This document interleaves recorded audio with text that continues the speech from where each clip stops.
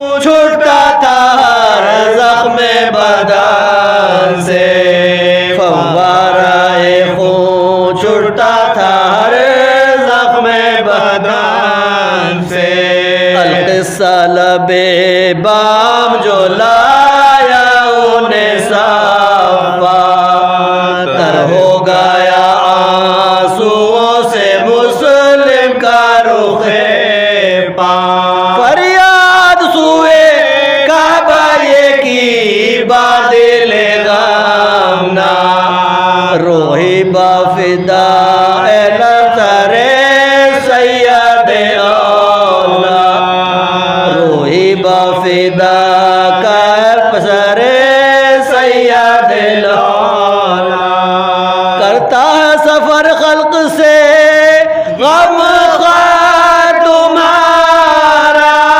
موقوف ہے اب حشر دیدار تمہارا، موقوف ہے اب حشر دیدار تمہارا، اور فرما کے یہ گردن طرف قبلہ جھکائی، شمشیر جفا کا نے چبکا کے اٹھائی، آواز یہ مخدومہ کونین کی آئی، مرتا ہے ہر اول میرے بچے کا دہائی، مرتا ہے ہر اول میرے بچے کا دہائی، اس ظلم سے باز آ جو خدا کا تجھے ڈر ہے، ظالم سر مسلم پہ میرا ہاتھ پر ہے، ظالم سر مسلم پہ میرا ہاتھ پر ہے، اور زہرا نے کئی بار یہ بات پکارا، زہرا نے کئی بار تڑپ کر یہ پکارا، کیا دل تھا کہ مطلق نہ ڈرا وہ ستم مارا، ظالم نے کئی ضربوں میں سر تن سے اتارا، پھٹتا ہے جگر اب نہیں گویائی کا یارا، پھٹتا ہے جگر اب نہیں گویائی کا یارا، اور لکھا ہے چلا لے کے جو قاتل سر مسلم، کوٹھے کے تلے پھینک دیا پیکر مسلم، کوٹھے کے تلے پھینک دیا پیکر مسلم، سب زخم بدن پھٹ گئے باطول جفا کے، ایک چوٹ لگی دل پر رسول دو سرا کے، آغوش میں حیدر نے لیا لاش کو آ کے، یہ بین کیے فاطمہ نے اشک بہا کے، یہ بین کیے فاطمہ نے اشک بہا کے، ہے میرے مظلوم مسافر تیرے ساتھ اے بے وطنوں، صابر و شاکر تیرے ساتھ، اے بے وطن صابر و شاکر تیرے ساتھ، اور مسلم تیری شرمندہ ایسا ہوئے زہرا، مسلم تیری اس لاش کے قربا ہوئے زہرا، اور مسلم تیرے مر جانے سے نالا ہوئے زہرا، ماتم میں تیرے چاگرے با ہوئے زہرا، ماتم میں تیرے چاگرے با ہوئے زہرا،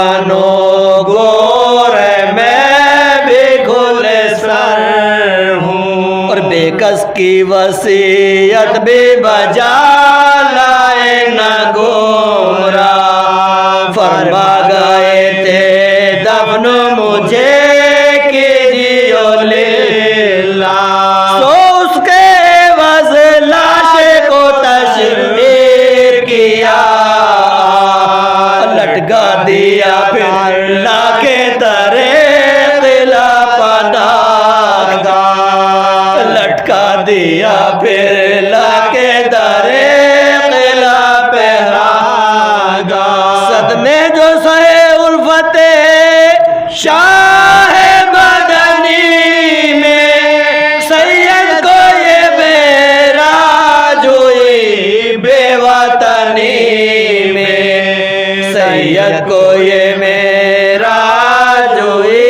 بے وطنی میں، انسان کے لیے موت ہے۔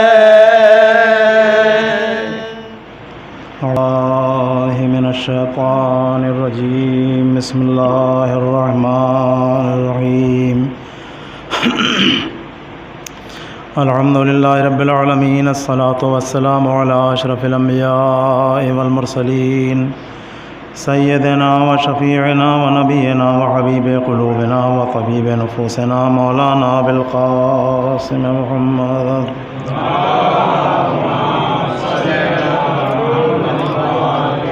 وآلہ الطیبین الطاہرین المعصومین، ولعنۃ اللہ علی اعدائہم وقتلتہم اجمعین من لیلنا ھذا الی قیام یوم الدین، اما بعد، فقد قال اللہ تبارک و تعالی فی کتابہ المجید و فرقانہ الحمید و قولہ الحق، بسم اللہ الرحمن الرحیم، وَكُلَّ شَيْءٍ أَحْصَيْنَاهُ فِي إِمَامٍ مُبِينٍ، صلوات۔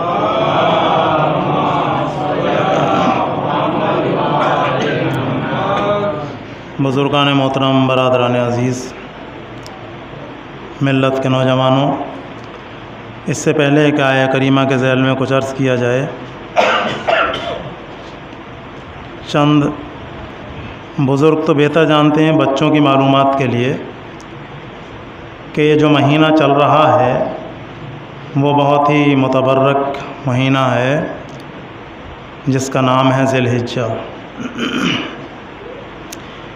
اس مہینے میں کئی اہم تاریخیں ہیں۔ پہلی بات تو یہ کہ جس طرح سے ہم انگریزی مہینوں کا حساب لگاتے ہیں، پہلا، دوسرا، تیسرا، پہلا جنوری ہوتا ہے اور 12واں دسمبر ہوتا ہے، تو اسی طرح سے عربی مہینوں میں پہلا محرم الحرام ہوتا ہے، یعنی مہینے کا جو نمبر ہے، اور یہ جو مہینہ ہے یہ آخری مہینہ ہے، یہ 12واں مہینہ ہے۔ تو اس 12ویں مہینے میں، یعنی جو آخری مہینہ ہے سال کا اسلامک، اس میں کئی تاریخیں بہت معتبر ہیں۔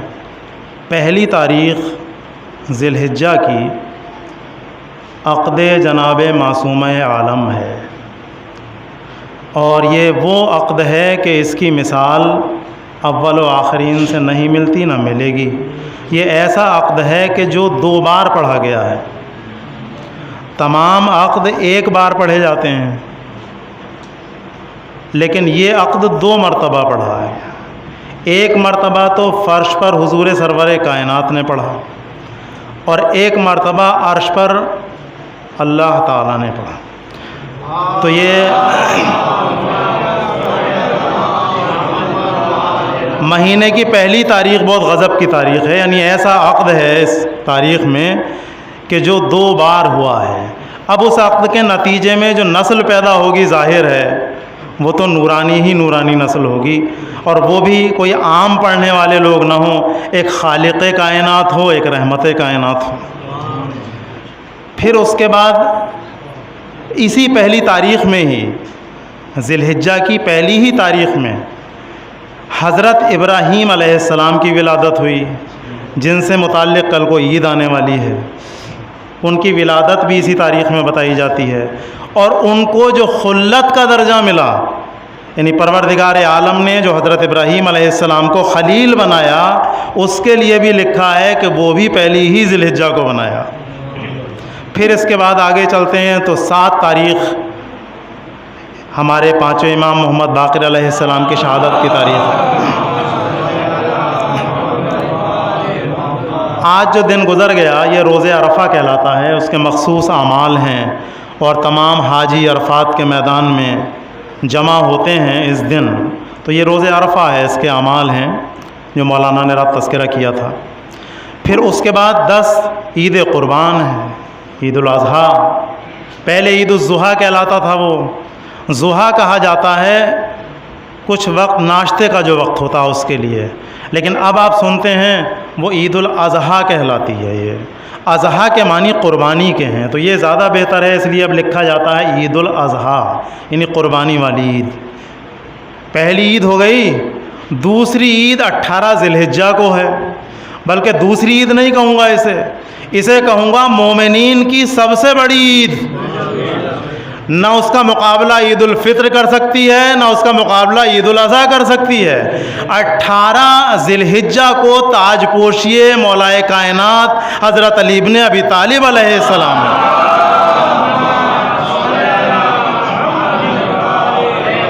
یعنی پہلی کو بیوی کا عقد ہے، اور 18 کو بیوی کے شوہر کی تاج پوشی ہے۔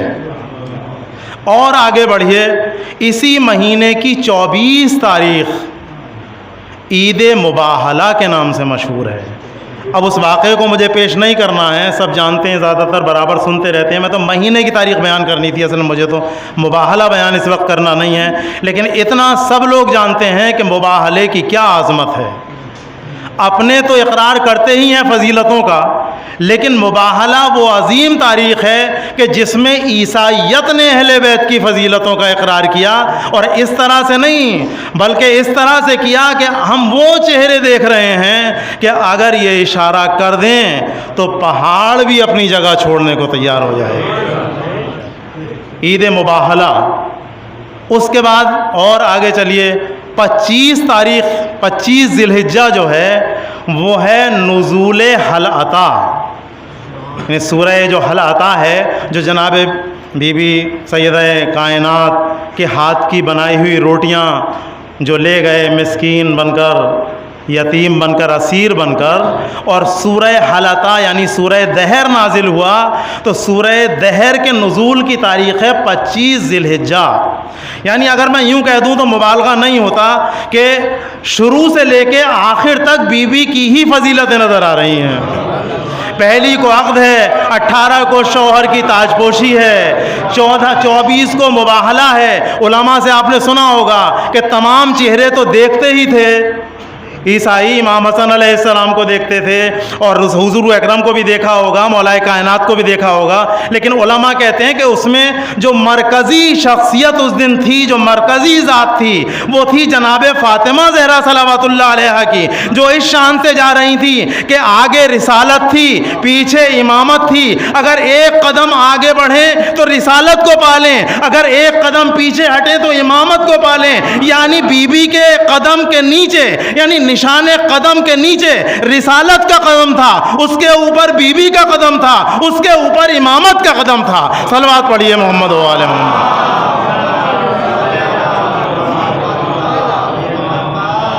تو مہینے میں شروع سے لے کے آخر تک بی بی کی ہی فضیلت نظر آتی ہے۔ اور لیکن المیہ یہ ہے اہل اسلام کے لیے کہ کل جو دن آنے والا ہے، عید الاضحیٰ منائیں گے سب۔ کہا کیوں مناتے ہو؟ کہا اس لیے کہ اس لیے کہ اللہ کے خلیل نے اور ان کے بیٹے جناب اسماعیل نے مل کر قربانی دی تھی، تو اس قربانی کی یاد میں ہم عید الاضحیٰ مناتے ہیں۔ لیکن 12ویں مہینے میں جو اصول ہوتا ہے وہ سال کے پہلے مہینے میں جا کے نہ جانے کیوں بدل جاتا ہے۔ 12واں مہینہ جب ختم ہوتا ہے تو 12ویں مہینے میں یاد منانا صحیح ہوتا ہے کہ اگر کسی نبی کی یاد منائی جا رہی ہے، اس کی قربانی کی یاد ہم کر رہے ہیں، نہ جانے کتنے دمبے اور کتنے گوسفند ہم ان کی یاد میں ذبح کر دیتے ہیں، تو وہ ہمارے لیے باعث فخر ہوتا ہے۔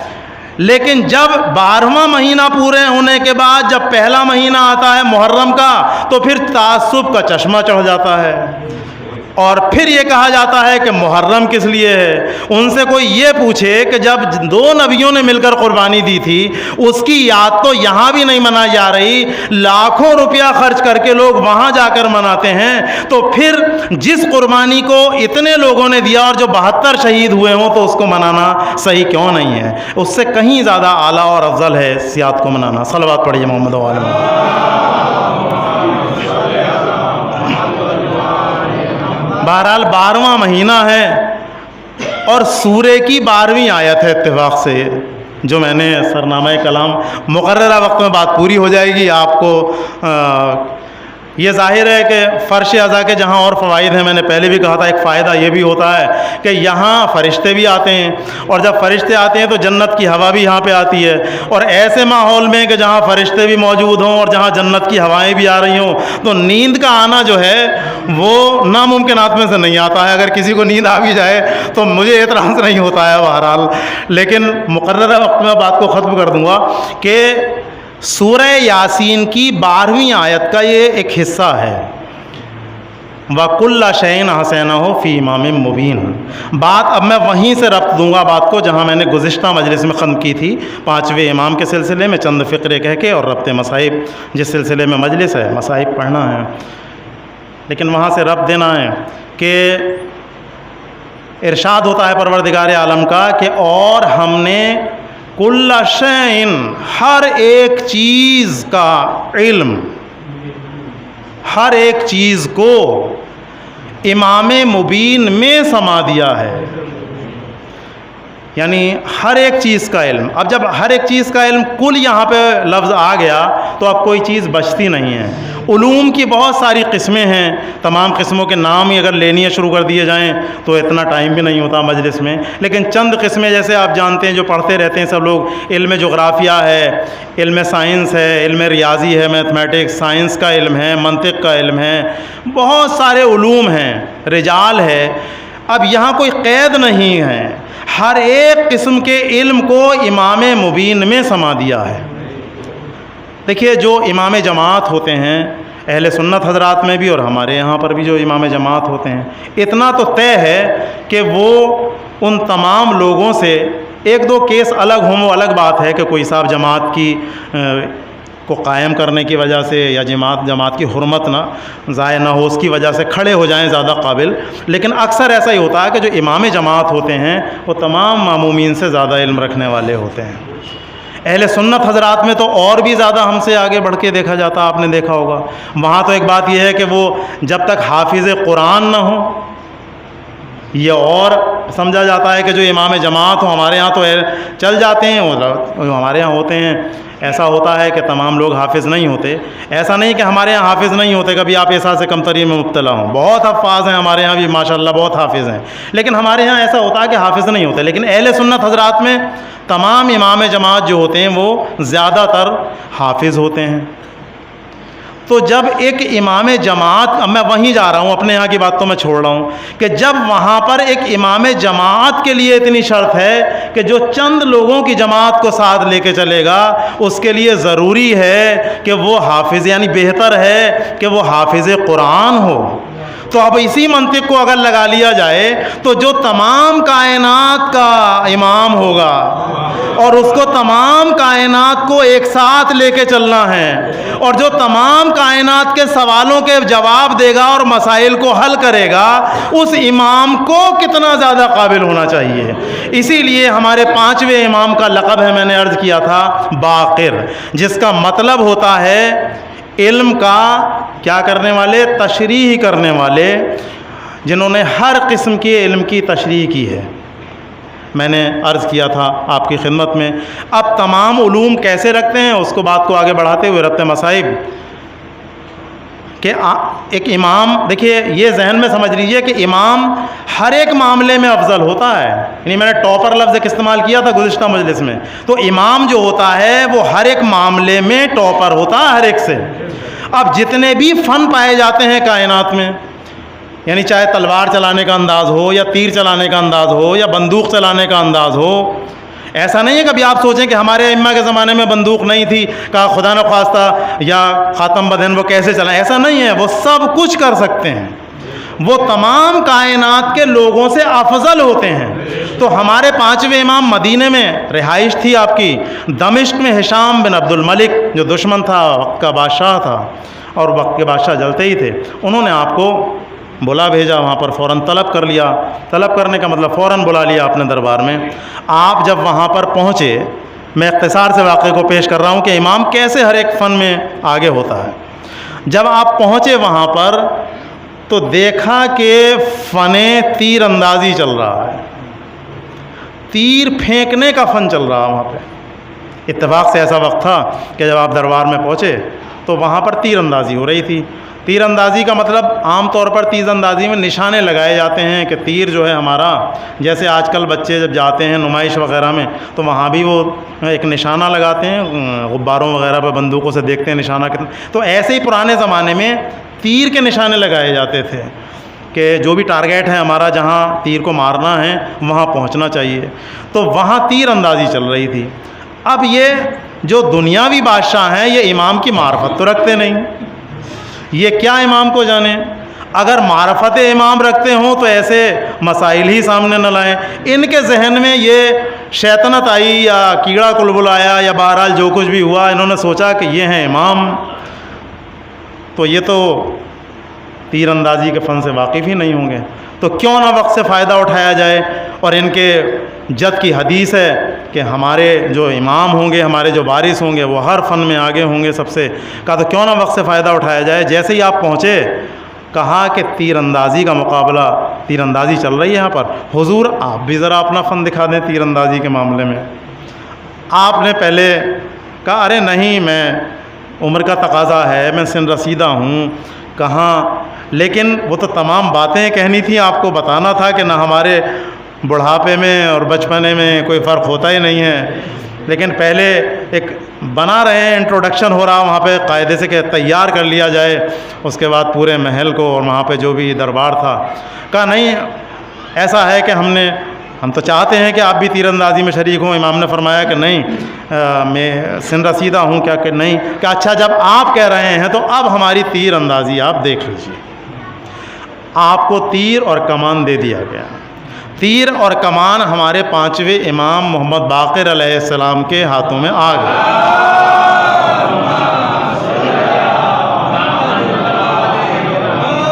جب تیر کمان آیا اور جو نشانہ آپ کو بتایا گیا کہ یہ تیر وہاں جانا ہے، جو بھی ٹارگیٹ تھا، آپ نے تیر کمان سے نشانہ لگایا اور دیکھتے ہی دیکھتے تیر اسی جگہ پر جا کے لگا کہ جہاں نشانہ پہنچنا تھا۔ یہ تو تھی وہاں کی بات، وہ تو اسی کو دیکھ کے مبہوت ہو گئے کہ کہاں یہ سن اور کہاں اتنا اچھا تیر اندازی۔ لیکن امام نے کہا کہ ہم تو تم سب سے افضل ہیں۔ اب دیکھیے، آپ نے تو ایک تیر دیکھا ہے ابھی، اس کے بعد آپ نے ایک دوسرا تیر اور لیا اور دوسرا تیر پھر کمان میں جوڑا، اور کمان میں جوڑنے کے بعد آپ شاید سوچ رہے ہوں گے کہ پھر اسی ٹارگیٹ پہ مارا ہوگا، نہیں، پھر آپ نے ایسا نشانہ لگایا کہ دوسرا تیر جا کر دیوار میں پیوست نہیں ہوا بلکہ پہلے پہنچنے والے تیر میں جا کے پیوست ہوا، اور اس کے بعد پھر تیسرا تیر چھوڑا، تیسرا تیر دوسرے تیر میں جا کے لگا، دوسرے میں پیوست ہوا، چوتھا تیر چھوڑا تو چوتھا تیر تیسرے تیر میں جا کے پیوست ہوا۔ تاریخ لکھتی ہے کہ امام نے اسی طرح سے 9 تیر ہوا میں چھوڑے، اور وہ تمام تیر جو ہیں ان کا سلسلہ ہوا میں ایک دم سے قائم ہو گیا۔ صلوات پڑھیے محمد وعلیہ۔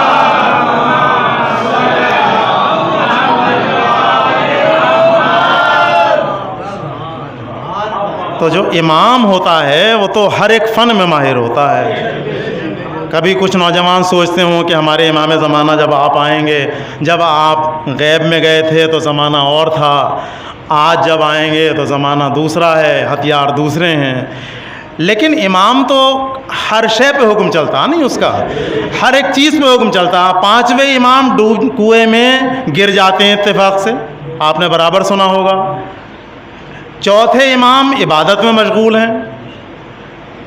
اہل خانہ آئے اور دیکھا کہ کتنی دیر میں نماز تمام ہوتی، لیکن نماز تو اسی انداز پہ جاری ہے اپنے جیسے چلتی ہے، حالانکہ امام کے علم میں ہے، کیونکہ شور شرابے سے ہے کہ بچہ کنویں کے اندر گر گیا۔ لیکن جہاں یقین کامل ہوتا ہے، ہمارا جیسا یقین کوئی امامت کا یقین ہے، وہ جانتے ہیں کہ جب کنواں جناب یوسف کا کچھ نہ بگاڑ سکا تو فخر یوسف کو کیسے نقصان پہنچا سکتا ہے؟ اسی انداز سے نماز ہوئی. میں نے کہا تھا کہ ہر ایک چیز کا مالک. اب دیکھیے پانی پہ حکم چلتا ہے امام کا کس طرح سے. ہم سوچ رہے ہوں گے کہ شاید اس کے بعد آپ پہنچے نماز تمام کرنے کے بعد اور اس کے بعد کوئی ڈول ڈالا گیا ہوگا، کوئی رسی ڈالی گئی ہوگی اور امام کو باہر نکالا گیا. ایسا کچھ نہیں ہوا. وہ ہماری طرح سے مجبور نہیں ہے، ہماری طرح سے محتاج نہیں ہے. امام ذرے ذرے کا امام ہے. امام کا حکم ہر ایک چیز پہ چلتا ہے. بس آپ پہنچے اور پہنچنے کے بعد کنویں سے کہا لا میری امانت کو میرے حوالے کر دے. اس کے بعد پانی ایک دم سے کنویں کا اٹھا. اٹھنے کے بعد امام اوپر تشریف لائے. امام نے امام کو آغوش میں لیا اور ماں کے حوالے کر دیا، یہ لو تمہاری امانت ہے. لیکن یہاں علماء یہ لکھتے ہیں کہ خاص بات یہ تھی کہ امام ہر ایک خشک و تر کا امام ہوتا ہے. کپڑے تک پانی میں تر نہیں ہوئے امام کے. صلوات پڑھیے محمد و آل محمد.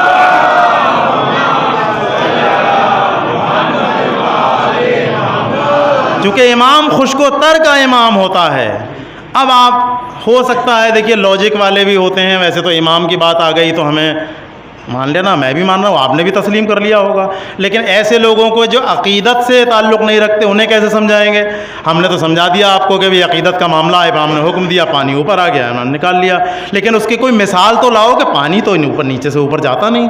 پانی کی خاص بات یہ ہے کہ پانی تو ہمیشہ اوپر سے نیچے ہی جاتا ہے. اگر نیچے سے اوپر بھی بھیجنا ہے تو پمپ لگانا پڑتا ہے، اس میں کوئی الگ سے کوئی انسٹرومنٹ لگانا پڑتا ہے. سمرسیبل میں آپ دیکھتے ہیں یا کسی بھی طرح سے پانی تو جب بھی قدرت کا کرشمہ یہ ہے کہ پانی کو اس نے یہ تاثیر دی ہے کہ پانی تو ہمیشہ اوپر سے نیچے جاتا ہے. تو اس کی کوئی مثال بہت سامنے کی اگر آپ سوچیں تو. ارے جتنے بھی درخت ہیں جڑوں سے پانی لیتے ہیں. مجھے تو یہ بتانا ہے کہ جو قدرت یہ کرشمہ ایک درخت کے اندر پیدا کر سکتی ہے تو کیا اپنے وہ کسی نائب کے لیے پانی میں اتنا کرشمہ پیدا نہیں کر سکتی کہ وہ اوپر اٹھ کے آ جائے؟ درخت پانی کہاں سے لیتے ہیں؟ یہ بچوں کے لیے تعلیم حاصل کر رہے ہیں، ایک سبق بھی ہے ایک طرح سے.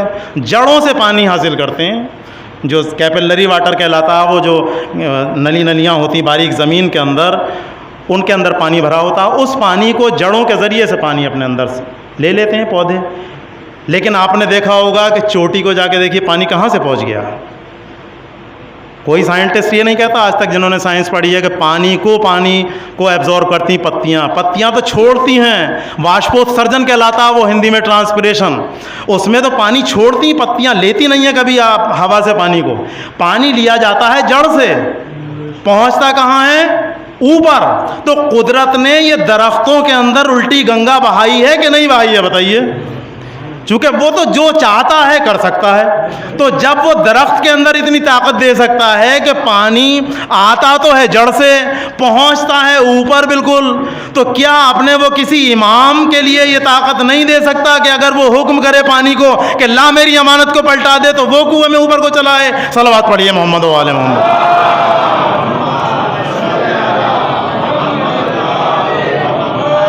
آج کی یہ مجلس جناب مسلم ابن عقیل، جو تاریخ میں نے آپ حضرات کی خدمت میں پیش کی تھی اس مہینے کی، اس میں یہ تاریخ رہ گئی تھی کہ 9 تاریخ جو ہے وہ جناب مسلم علیہ السلام کی شہادت سے منسوب ہے. بہت عظیم تاریخ ہے اور کہتے ہیں کہ یہ کربلا کی شروعات ہے.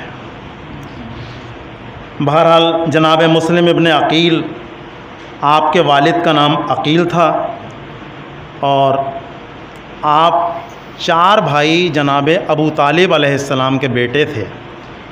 ایک تو جناب ابو طالب جو کہلاتے ہیں اسی وجہ سے کہلاتے ہیں کہ ایک بیٹے کا نام طالب تھا، اس لیے ان کی کنیت ہے ابو طالب. دوسرے بیٹے کا نام آپ کے جناب جعفر طیار ہے. تیسرے بیٹے کا نام جناب عقیل ہے اور چوتھے بیٹے کا نام ہے مولا کائنات حضرت علی بن ابی طالب علیہ السلام. تو جناب عقیل حضرت علی علیہ السلام کے سگے بھائی تھے. یہ بچوں کے لیے تاریخ 2 لفظوں میں بیان کرنا بہت ضروری ہے. جناب عقیل حضرت علی علیہ السلام کے سگے بھائی تھے. 3 بھائی اور تھے، ان میں سے ایک بھائی جناب عقیل ہی تھے. اور جناب عقیل کے جو فرزند تھے وہ تھے جناب مسلم. جناب مسلم کے ساتھ میں اسی وجہ سے آپ کے والد محترم کا نام لگایا جاتا ہے کہ جناب مسلم ابن عقیل. اب آپ کا کارنامہ کیا ہے جناب مسلم ابن عقیل کا؟ جب امام حسین علیہ السلام نے مدینہ چھوڑا تھا تو پہلے آپ مکے تشریف لے گئے تھے، سوچا تھا وہاں امان مل جائے گی، تو آپ کے ساتھ میں جناب مسلم ابن عقیل بھی تھے۔ جب آپ مکے میں تشریف رکھتے تھے امام حسین علیہ السلام تو کوفے والوں کے برابر خط آ رہے تھے آپ کے پاس، آقا آ جائیے، آپ کی ہمیں ضرورت ہے، آقا آ جائیے۔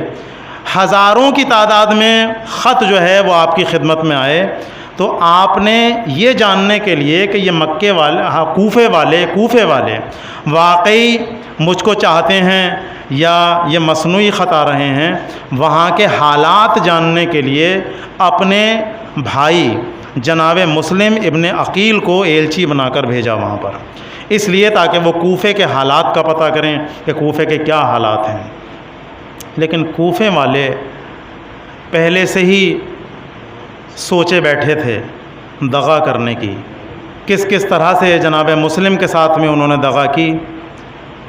آپ برابر سنتے رہتے ہیں چند فقرے مصائب کے کہ جب نماز جناب جس تاریخ میں شہادت ہونے والی ہے 9 کی شب نہیں، ایک جماعت آپ نے جا کے وہاں پڑھائی، پڑھانے کے بعد 18,000 لوگ بتائے جاتے ہیں کہ انہوں نے بیعت کی آپ کی، لیکن جب آپ نے نماز تمام کی پیچھے پلٹ کے دیکھا تو ساتھ دینے والا کوئی بھی نہیں تھا۔ عزادارو یہ سوچئے کہ جس شخص کے ساتھ اتنے لوگ ہوں، اچانک اگر وہ اس کو چھوڑ کے چلے جائیں تو اس کے دل پر کیا گزرے گی۔ اب جناب مسلم ہیں اور کوفے کی گلیاں ہیں۔ جناب مسلم، اب دیکھیے آج کل جب ہم سفر کرتے ہیں، کسی نئی جگہ پہنچتے ہیں، نہ ہمارا کوئی دشمن ہوتا ہے جان کا، اور جگہ جگہ بورڈ لگے ہوتے ہیں جہاں ہمیں جانا ہوتا ہے پتہ بتانے کے لیے۔ اب تو موبائل کی سہولت ہے، لیکن پہلے یہ ہوتا تھا کہ لوگوں سے پتہ کر کے پہنچ جاتے تھے اس جگہ پہ۔ لیکن اگر سوچئے، تصور کیجئے کوئی ایسی بستی ہے کہ جو دشمنوں سے بھری ہے، تو کسی سے پتہ بھی تو نہیں پوچھ سکتے۔ تو جناب مسلم کوفے کی گلیوں میں بھٹکے ہوئے پھر رہے ہیں۔ تاریخ کہتی ہے ایک دروازے پہ پہنچے، ایک مومنہ نظر آئی، نام تھا طوع۔ اس سے کہا مجھے پیاس لگی ہے، ہو سکتا ہو تو کچھ پانی کا انتظام کرو۔ مومنہ تھی، خوشی سے اندر گئی، اندر پانی کا کوزہ بھر کے لائی، اور لانے کے بعد پیش کیا جناب مسلم کی خدمت میں۔ آپ نے پانی پیا، لیکن پانی پینے کے بعد جناب مسلم وہیں بیٹھ گئے۔ بس عزادارو، حساس دلوں کی نظر کر رہا ہوں، وہیں بیٹھ گئے جناب مسلم۔ جب اس مومنہ نے دیکھا کہ یہیں بیٹھ گئے تو کہنے لگی دیکھیے حالات کوفے کے اچھے نہیں ہیں، ہو سکتا ہو تو اپنے گھر چلے جائیے۔ لیکن جناب مسلم کا جواب سنیے، آپ فرماتے ہیں مومنہ، گھر تو وہ جاتا ہے کہ جس کا کوئی گھر ہو، بی بی میرا کوفے میں کوئی گھر نہیں ہے، میں غریب ہوں، میں غریب الوطن ہوں۔ دیکھیے کربلا میں غریب الوطن تھے، لیکن اگر دل کا حال سننے والا کوئی ہوتا ہے دوسرا تو پھر بھی کچھ سکون حاصل ہو جاتا ہے۔ لیکن جناب مسلم ایسے غریب الوطن ہیں کہ جن کا دل کا حال سننے والا بھی کوئی نہیں ہے۔ کا گھر تو وہ جائے کہ جس کا کوئی گھر ہو، بی بی میں مسلم ابن عقیل ہوں۔ مسلم ابن عقیل کا نام سنا، گھبرا گئیں، آقا معاف کیجئے گا میں سمجھ نہ پائی آپ کو، آئیے آئیے گھر آپ کا ہی ہے۔ گھر کے اندر لے کے گئیں، خاطر و مدارات کی، جناب مسلم آرام کرنے کے لیے لیٹ گئے۔ اب جب لیٹ گئے اور نیند آ گئی، خواب میں دیکھا کہ مولائے کائنات تشریف لائے ہیں اور فرماتے ہیں مسلم تمہاری مصیبتیں ختم ہوئیں، کل شام کو تم میرے ساتھ ہوگے۔ بس سمجھ گئے کہ یہ شہادت کی خبر ہے۔ بس آنکھ کھلی اچانک، ابھی کچھ دیر سوچ ہی رہے تھے، تاریخ کہتی ہے کہ گھوڑوں کی ٹاپوں کی آواز کانوں میں آنا شروع ہو گئی۔ جناب مسلم سمجھ گئے یہ کوئی اور نہیں، یہ ارے کوفے کے دربار کا لشکر مجھے گرفتار کرنے کے لیے آیا ہے۔ بس ایک مرتبہ جناب مسلم اٹھے تو وہاں سے کہا میرے ہتھیار لا کے دو، تو وہاں نے کہا اے آقا ایسی کیا جلدی ہے، کیوں باہر جا رہے ہیں؟ کہا تم سن نہیں رہی ہو، ارے مجھے گرفتار کرنے کے لیے لوگ آ گئے۔ اتنے میں تو نے کہا آقا اگر ہو سکے تو یہیں رہ کر جہاد کیجئے گا، میرے گھر پہ رہ جائیے۔ کہا نہیں مومنہ، میں نہیں چاہتا کہ یہ بادشاہ یا حاکم وقت کے جو سپاہی ہیں وہ تیرے گھر میں داخل ہو جائیں اور تیری بے پردگی ہو جائے۔ اللہ اللہ، ارے جناب مسلم اس توعا کے پردے کا بھی اتنا خیال کہ دل کہتا ہے آقا ارے ذرا عاشور کے دن عصر کے وقت کربلا میں آئیے، یہ کس طرح سے اولاد رسول بے پردہ خیموں سے نکل رہی ہے۔ بس عزادارو گھر سے نکلنے کے بعد جہاد شروع ہوا۔ آپ نے بہت سارے لوگوں کو واصل جہنم کیا۔ جو فوج کا سردار تھا اس نے اور فوج منگائی۔ بس ایک سازش رچی گئی کہ ایک گڈھا کھودا جائے، گڈھا کھودنے کے بعد اس کو خس و خاشاک سے بھر دیا جائے۔ گڈھے کو خس و خاشاک سے بھر دیا گیا۔ ادھر سے جوش شجاعت میں ارے جناب مسلم آگے بڑھے، جیسے ہی گڑھے کے قریب پہنچے ارے جناب مسلم لڑکھڑا کے اس گڑھے کے اندر گر گئے۔ اب کیا تھا، ارے تلواریں سر پر چل گئیں، جناب مسلم کو قید کر لیا گیا، رسیوں میں جکڑ لیا گیا، رسیوں میں جکڑنے کے بعد سوار کیا گیا۔ تو تاریخ کہتی ہے جناب مسلم ایک مرتبہ چیخ مار کے روئے۔ یہ دشمن سمجھے کہ شاید ڈر گئے، خوف کے موت کے خوف کی وجہ سے رو رہے ہیں۔ نہیں، سوال کیا مسلم ارے تم تو اپنے آپ کو اتنا بڑا بہادر سمجھتے رہے تھے، ارے آپ رو کیوں رہے ہو؟ کہا میں اپنے جان کی خوف سے نہیں رو رہا، ارے رو اس لیے رہا ہوں کہ میں اپنے بھائی ارے آقا حسین کو خط لکھ چکا ہوں کہ کوفے آ جاؤ۔ ارے میرے بھائی تنہا نہیں ہیں، ان کے ساتھ میں ارے ان کی بہنیں اور بیٹیاں بھی ہیں۔ بس گرفتار کر کے لیے حاکم وقت کے پاس پہنچایا گیا۔ جناب مسلم نے سلام نہیں کیا، کسی خوشامدی نے کہا ارے تم نے امیر کو سلام نہیں کیا؟ کہا میرا امیر سوائے حسین غریب کے اور کوئی نہیں ہے۔ عزادارو چند فقرے اور مجلس تمام۔ کہا ان کو دارالامارہ کی چھت پر لے جاؤ۔ دارالامارہ کی چھت پہ پہنچایا گیا۔ کہا قتل کر دو، قتل کر کے لاشیں کو زمین میں پھینک دو۔ ارے جناب مسلم کو چھت پر لے جایا گیا، 2 رکعت نماز ادا کی۔ ادھر قاتل اس فکر میں ہے کہ کیسے نماز تمام ہو اور جناب مسلم پر تلوار چلے۔ ادھر حسین سفر میں ہے، حسین کا چہرہ متغیر ہوا۔ ایک مرتبہ ارے عباس نے دیکھا کہ آقا کا چہرہ متغیر ہو رہا ہے۔ ارے عباس اور حسین کے چہرے پر لکیریں کیسے دیکھ سکتے تھے؟ ایک مرتبہ ہاتھ جوڑ کے آگے بڑھے، آقا ارے چہرہ متغیر دیکھ رہا ہوں۔ کہا ہاں ارے چہرے کا رنگ بدلا ہوا ہے۔ ارے میرے بھائی مسلم کو دارالامارہ کی چھت پہ لے جایا گیا، ارے اس کو قتل کر کے زمین سے نیچے گرایا جانے والا ہے۔ بس ایک مرتبہ جناب عباس نے کہا آقا ارے آپ نے اتنا تو بتایا، بس ایک مرتبہ اعجاز دکھا دیجئے، ارے کسی طرح سے ارے میرے بھائی مسلم کو دکھا دیجئے۔ تاریخ کہتی ہے اعجاز کی 2 انگلیاں ارے عباس کے سامنے حسین نے کی۔ بس ایک مرتبہ عباس نے دیکھا ارے دارالامارہ کی چھت پر مسلم ہے، تیار ہے قاتل ارے تلوار لیے کہ تلوار چل جائے۔ بس ہاتھ جوڑے، آقا ارے یہ اعجاز تو دکھا دیا، بس ایک مرتبہ اتنا اعجاز اور دکھا دو۔ ارے کسی طرح سے عباس ارے مسلم کی مدد کے لیے ایک دم چشمے زدن میں ارے دارالامارہ پہ پہنچ جائے، کسی طرح سے مسلم بھائی کی مدد ہو جائے۔ کہا عباس ارے تم نے دارالامارہ کی چھت پہ دیکھا ہے، اب نیچے کی طرف بھی دیکھو۔ نیچے نظر کی ارے کوئی بی بی نظر آ رہی ہے۔ کہاں عباس ارے میری ماں تم سے پہلے پہنچ گئی، مسلم کو زمین پر نہ گرنے دے گی، اپنی آغوش میں لے لے گی۔ میرے بیٹے کے جی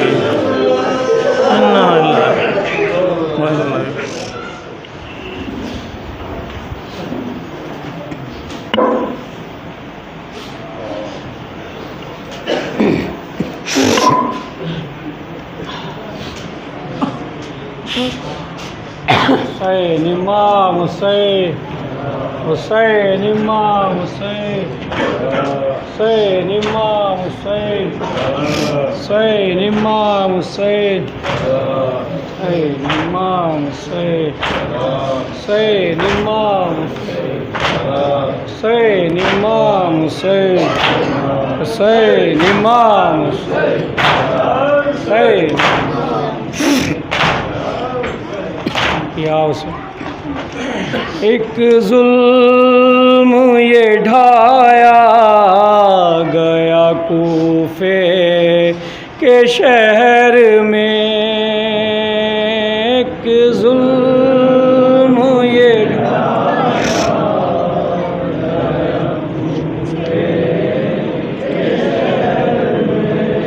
ایک ظلم یہ ڈھایا گیا کوفے کے شہر میں، ایک ظلم یہ ڈھایا گیا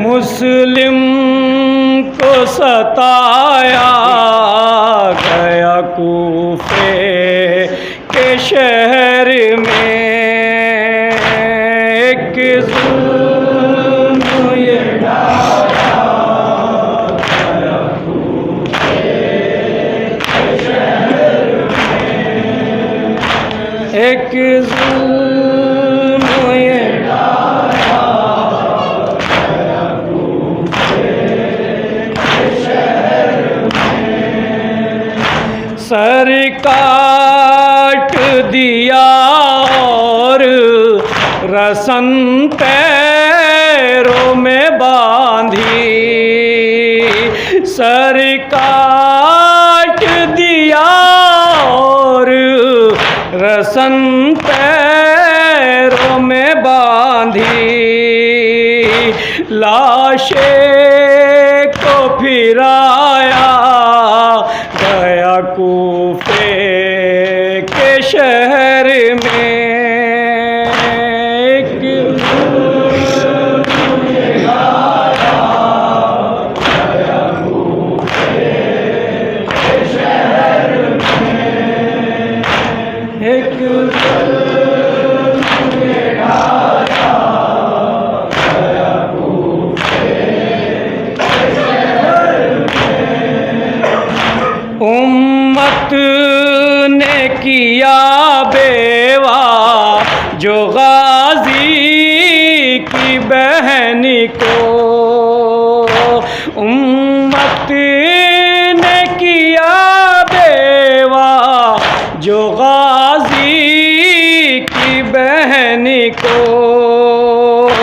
زہرا کو رلایا گیا کوفے کے شہر میں، ایک ظلم یہ ڈھایا گیا کوفے کے شہر میں، ایک ظلم یہ ڈھایا گیا کوفے کے شہر میں، مسلم سے عہد توڑ دیا یہ بھی نہ سوچا، مسلم سے عہد توڑ دیا یہ بھی نہ سوچا،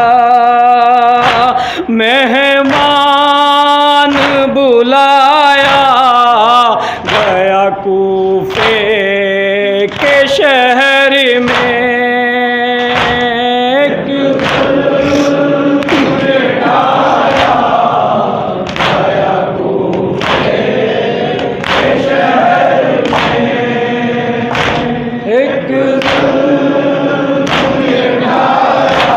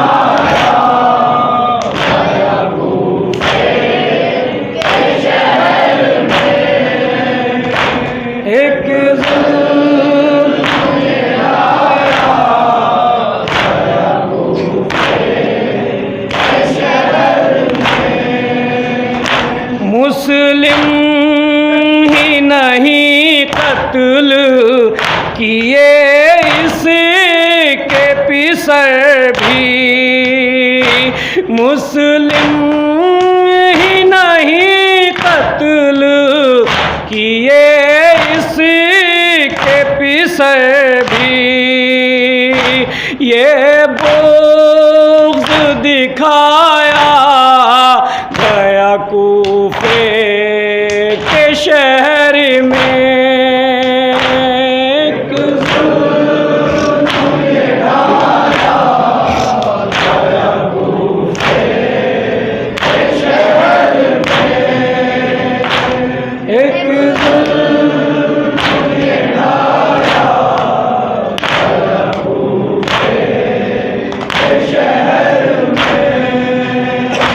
جو ساتھ دے مسلم کا وہ حاکم کا ہے غدار،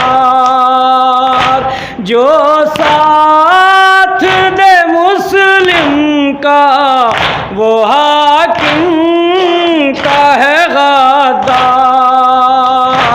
ہانی کو بتایا گیا کوفے کے شہر میں،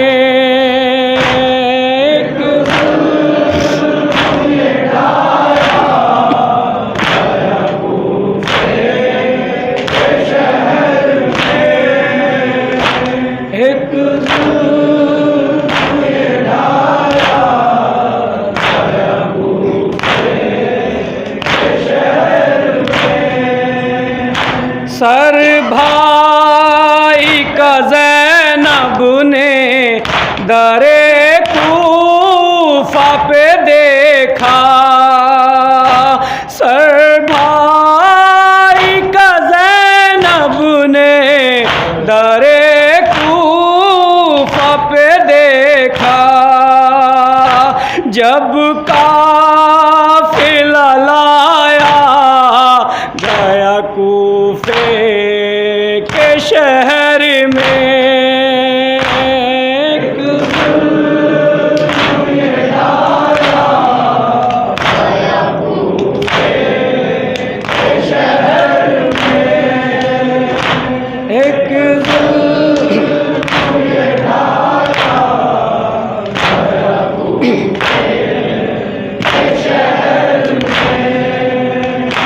اس وقت نقی ہر سو قیامت کا سما تھا،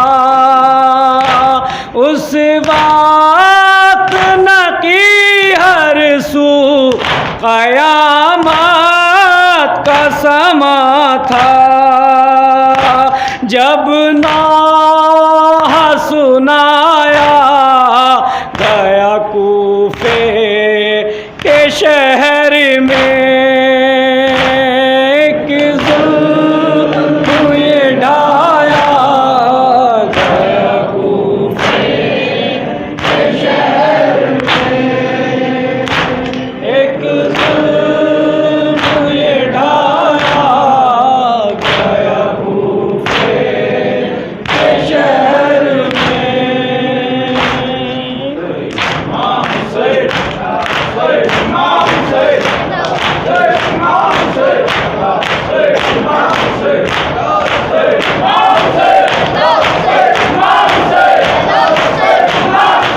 قریب کوفہ پیمبر کہ جب حرم آئے، جھکائے شرم سے وہ سر اسیر غم آئے، یہ نوح کرتے ہوئے ہر قدم آئے، تمام کنبے کو جنگل میں کھو کے ہم آئے، نبی کی آل پہ اللہ کیا تباہی ہے، حسین مر گئے اور رونے کی منائی ہے۔ اب اس طرح سے روایت ہے مومنوں یہ رقم کہ جب گئے در کوفہ کے پاس اہل حرم، لٹک رہی تھی وہاں لاش مسلم پرغم، نگاہ پڑ گئی زینب کی اس پہ بائے ستم، کہا سکینہ نے رو رو کے جی تڑپتا ہے، یہ کہ شہید کا لاشا پھوپھی لٹکتا ہے، یہ کہ شہید کا لاشا پھوپھی لٹکتا ہے، یہ کہ شہید کا لاشا پھوپھی لٹکتا ہے۔ ہمیں بتاؤ کہ پھٹی ہماری چھاتی ہے کہ اس شہید سے بوئے قرابت آتی ہے، یہ لاش ہم کو غریبی عجب دکھاتی ہے، پھوپھی بتاؤ سکینہ کی جان جاتی ہے، قسم خدا کی نہیں دل کو چین ہے زینب، یہ بے کسی میں مثال حسین ہے زینب، یہ بے کسی میں مثال حسین ہے زینب، یہ بے کسی میں مثال حسین ہے زینب۔ یہ سن کے عابد بے کس نے بھی یہ رو کے کہا، خدا کے واسطے کھولو تو میرے ہاتھ ذرا، چچا کی لاش کو سجاد بھی کرے مجرا۔